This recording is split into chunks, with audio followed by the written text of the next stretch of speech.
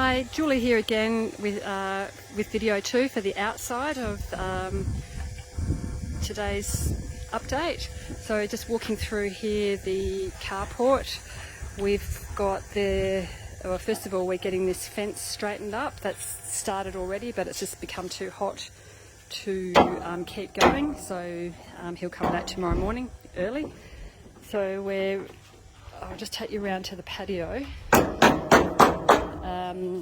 You might remember that the patio wasn't compliant, so we're actually pulling it all down and redesigning it slightly so that it is compliant, and then building it properly. We're going to reuse as much as we can with the rafters and the beams and the posts. We might need a couple of new ones.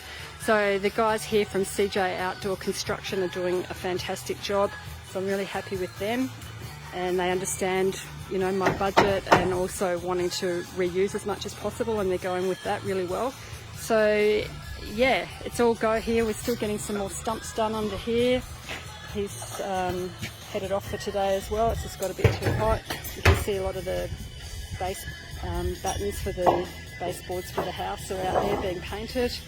The lawn's coming up a bit of green, so that's pretty good considering the weather.